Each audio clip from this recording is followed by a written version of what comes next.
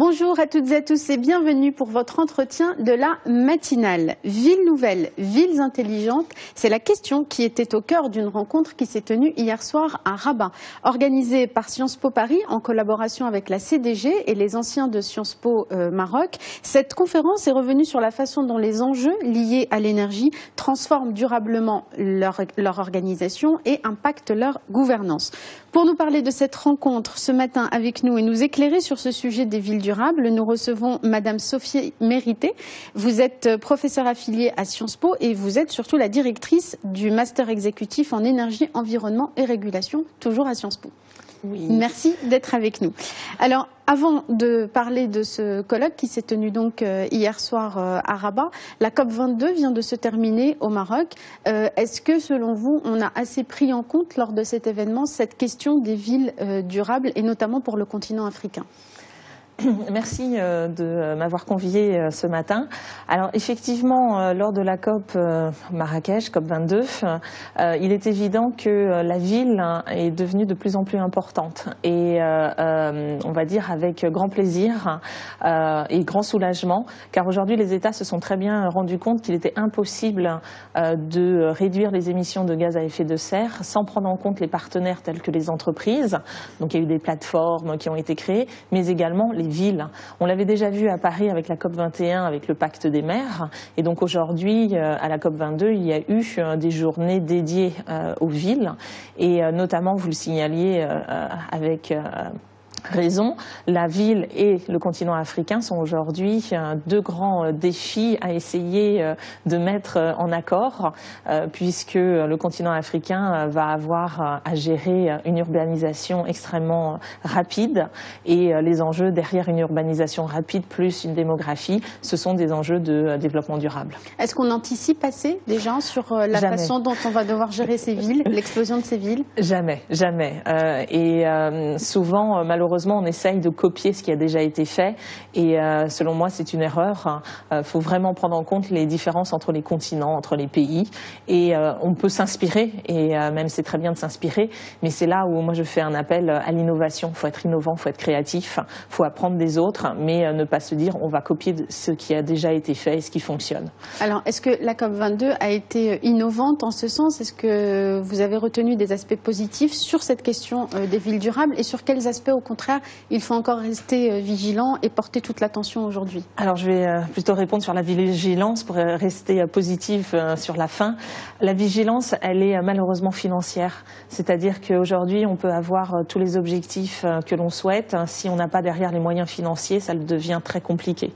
On le voit avec le fonds vert, on le voit avec potentiellement ce retournement des États-Unis et Trump sur les montants qui devaient être versés. Donc je pense qu'effectivement, la vigilance, elle est là, elle est sur les montants financiers à verser. La vigilance, elle est aussi, c'est pas parce qu'on décide quelque chose que ça va être fait. Donc, pareil, on peut décider de vouloir la paix dans le monde, c'est pas pour autant que ça va être réalisé. Et donc, je pense qu'il faut aussi veiller à l'application des politiques dans les pays et leur application. Même si aujourd'hui l'accord n'a aucune, en tout cas, il n'y a pas de sanctions qui ont été prévues. Donc, pour moi, c'est vraiment ces deux vigilances, une application en national et en local, d'où l'importance des villes, et deuxièmement l'aspect financier qui est extrêmement important. Et puis sur les points positifs les points positifs au niveau des villes sur la COP22, ils sont, en tout cas à mon niveau, ils sont plus sur une prise de conscience à la fois au niveau mondial mais surtout au niveau africain. Et je pense que c'était moins prégnant dans les autres COP, le rôle important vraiment des villes, des maires, des localités. Et aujourd'hui, on se rend compte qu'effectivement les débats commencent non plus à être au niveau international ni national, mais au niveau local. Et cette décentralisation, elle est fondamentale. Et elle est porteuse de changements, puisque ça ne part pas d'une décision gouvernementale pour aller vers le bas, mais c'est une impulsion finalement de la base. Pour vous, c'est une mutation qui est porteuse d'espoir? Oui, c'est un changement de paradigme, comme on dit souvent dans le monde de l'énergie et de l'environnement, où la ville et voire on va dire le citoyen prend un rôle majeur. C'est l'acteur central, alors qu'avant on était plutôt dans un aspect descendant. Là, enfin, l'acteur principal devient le citoyen, le citadin, avec une transformation de la ville. Et là, beaucoup de choses peuvent arriver. Alors, en revenons à ce colloque donc, qui s'est tenu hier soir. Pourquoi avoir choisi de le faire à Rabat avec les partenaires qui sont les vôtres ? Alors pour nous, le choix du Maroc était évident. Enfin d'abord, le choix de l'Afrique était évident puisque les enjeux des villes en Afrique sont pour les années à venir extrêmement importants avec le taux d'urbanisation et également ce dilemme ou voire ce casse-tête. Comment gérer cette urbanisation croissante, les besoins en eau, les besoins en mobilité et en même temps gérer le changement climatique. Et c'est là où j'en appelle à l'innovation pour pouvoir gérer ces modes d'urbanisation. J'ai appris avec surprise que effectivement dans les décennies à venir, une cinquantaine de villes en Afrique auraient plus d'1 million d'habitants et qu'aujourd'hui l'urbanisation est telle qu'en quelques années on a un doublement à la fois de la surface des villes en Afrique et de la population. Vous pouvez chercher, vous ne trouverez pas ça dans un autre continent dans le passé. Et donc il y a des défis qui sont extrêmement précis sur le continent africain et il fallait être en Afrique pour faire une conférence. Maintenant, le Maroc est aujourd'hui un des pays en Afrique les plus avancés en termes de ville intelligente. Et donc pour nous, c'était normal d'être ici. Plus la COP22, il y avait vraiment une logique. Et nous avons un groupe d'Alumni Maroc extrêmement dynamique qui organise des conférences, des débats socio-économiques, politiques, avec plus de 700 membres sur le Maroc. Alors, vous avez évoqué tous ces défis qui attendent les villes africaines. On a compris qu'ils étaient nombreux. Est-ce qu'il y a néanmoins des priorités? Sur quoi repose la réussite d'une ville durable? Pour expliquer de manière simple aux gens.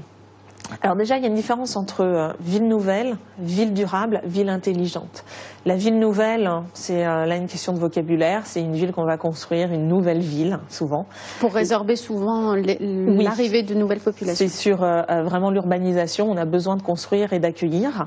La ville durable, c'est vraiment, on va dire, en liaison avec le changement climatique et le côté développement durable. Donc, être en adéquation avec le développement durable. Et aujourd'hui, on parle de plus en plus de la ville intelligente. Et que donc cette ville intelligente, c'est une ville qui va être connectée, interconnectée au niveau des infrastructures et des services. Et de ce point de vue-là, on va pouvoir gérer plusieurs dimensions de la ville, la mobilité, les infrastructures en eau, en déchets, également l'urbanisme. Donc c'est l'avenir des villes durables et des villes nouvelles, ce sont les villes intelligentes. La ville intelligente, c'est celle qui a une approche intégrée de toutes les problématiques nécessaires aux défis énergétiques et écologiques. Et qui fait une part très grande aux nouvelles technologies.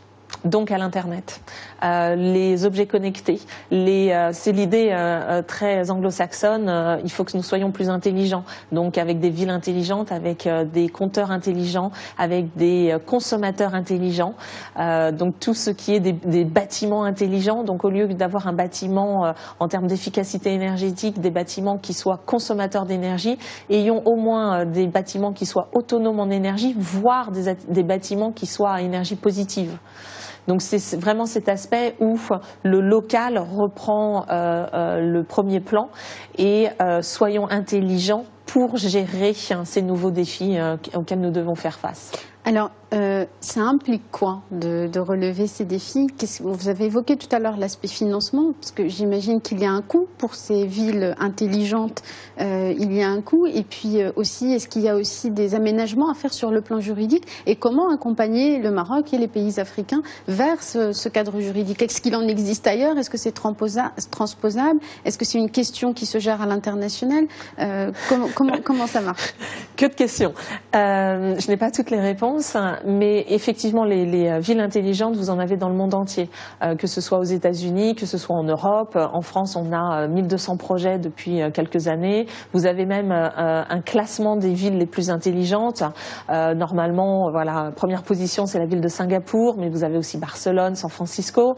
Vous avez aussi au Brésil, vous avez des écoquartiers. Vous avez également des villes qui décident, comme Curitiba, de faire vraiment avec un tropisme sur la gestion des déchets. Vous avez Masdar au Moyen-Orient, vous avez en Corée, donc vraiment vous avez des villes intelligentes partout. Et au Maroc, il faut quand même savoir que le Maroc est un des pays, encore une fois, leader sur les villes intelligentes, avec ces villes qui se multiplient vraiment un petit peu partout.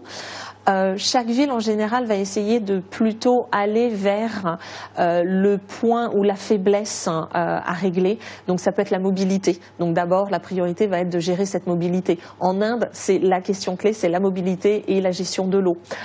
En France, effectivement, on va peut-être avoir un point d'ancrage sur la mobilité, mais après on va tout de suite aller vers l'efficacité énergétique, comment mieux gérer nos consommations. Et on essaye de montrer que chaque acteur est gagnant dans ces initiatives. Pour le consommateur, si je prends avec un tropisme personnel l'énergie, le consommateur va pouvoir gérer lui-même ses factures électriques. Donc il y a une vraie notion de responsabilisation aussi. Oui, totalement. Alors, en parlant de responsabilisation, ma dernière question, il nous reste 30 secondes. Pourquoi Sciences Po s'engage sur cette question de l'énergie avec ce master? Vous m'avez dit tout à l'heure, c'est la première promotion. Pourquoi cet engagement très fort?